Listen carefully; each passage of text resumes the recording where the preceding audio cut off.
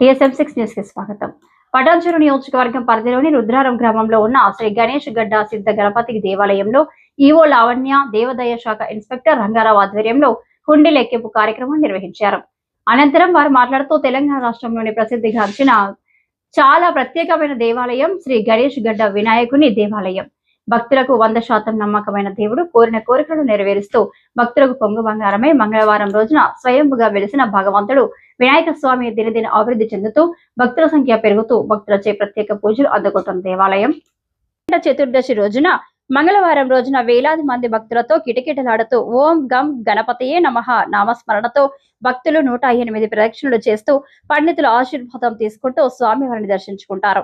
105 రోజులకు సంబంధించిన హుండీ లెక్కింపులో దేవాలయానికి సంబంధించిన ఆదాయం హుండీ 28,20,149 రూపాయలు, అన్నదానం ఆదాయం 1,20,594 రూపాయలు, మొత్తం ఆదాయం 29,37,743 రూపాయలు.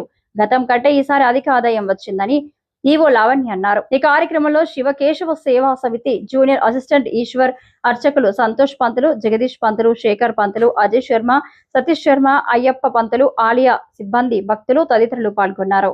నమస్తే అండి, నా పేరు లావణ్య. నేను శ్రీ గణేష్ దేవస్థానం రుద్రారం గ్రామంలో యందు వెలిసి ఉన్న శ్రీ గణేష్ దేవస్థానం యొక్క కార్యనిర్వహణాధికారి. ఈరోజు 105 రోజులకు గాను హుండీ లెక్కింపు కార్యక్రమం జరిగింది.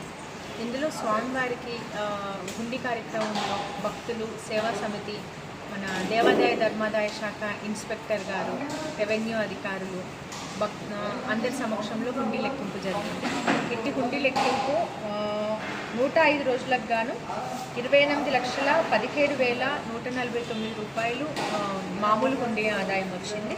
అలాగే అన్నదానం హుండీ 1,20,594 రూపాయలుగా నమోదైంది. మొత్తం కలిపి 29,37,743 రూపాయలుగా నమోదైంది. ఇది గతంతో పోలిస్తే చాలా పెరిగింది. అంటే మంత్లీ ఒక 6 లక్షల నుంచి 10 లక్షలకు, అంటే సుమారు ఒక నెలకి 3-4 లక్షల ఆదాయం పెరిగింది. భక్తులు ఎక్కువగా పాల్గొంటున్నారు. స్వామివారికి పూజలు చేసే కార్యక్రమాల్లో ఎక్కువ మంది పాల్గొంటున్నారు. స్వామివారు కూడా వారి కోరికలు తీరుస్తూ కొంగు బంగారంగా ఉన్నారు కాబట్టి భక్తులకు కూడా నమ్మకం పెరిగింది, భక్తుల సంఖ్య బాగా పెరిగింది.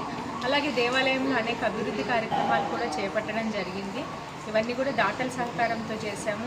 అంటే దేవాలయంలో మనం ఫ్లోరింగ్ చేస్తున్నాము, తర్వాత ఒక వేదిక ఏర్పాటు చేయడం జరిగింది, తర్వాత మనకి స్లాబ్, తర్వాత అర్చకులకి గదులు, ఇట్లాంటివన్నీ కూడా అభివృద్ధి కార్యక్రమాలు నిర్వహించడం జరుగుతుంది.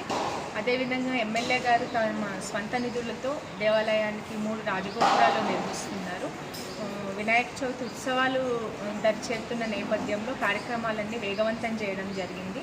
ఎవరన్నా ఇంకా దాతలు ఇంట్రెస్ట్ ఉన్న వాళ్ళు కూడా భక్తులు పాల్గొని స్వామివారి కృపకు పాత్ర కావాల్సిందిగా మనవి చేస్తున్నాము. Thank you. గం గణపతయే నమః. వక్రతుండ మహాకాయ కోటి సూర్య సమప్రభ నిర్విఘ్నం గురుమేదేవ సర్వకార్యేషు సర్వదా. ఈ యొక్క గణేష్ గడ్డ సిద్ధి వినాయక ఆలయంలో ఈరోజు జరిగినటువంటి హుండీ కార్యక్రమంలో మా కార్యనిర్వహణాధికారి గ్రామ ప్రజలు కూడా పాల్గొని వాళ్ళ సేవా జీవితంతో ఈ హుండీ లెక్కింపు జరిగింది. అయితే ఇన్ని రోజుల కంటే దాదాపుగా చాలామంది భక్తులు ఈ 2-3 రోజుల నుంచి ఇక్కడికి వచ్చి ఆశీర్వాదం తీసుకొని నిత్య కళ్యాణం పచ్చతోరణం వలె విరాజిల్లుతున్నటువంటి మన గణపతిని దర్శించుకొని పోవడం వలన మనకు హుండీ చాలా వచ్చింది. అలాగే ఇక్కడ అన్ని సౌకర్యాలు కూడా మన దేవస్థానం నుంచి కల్పిస్తున్నాము.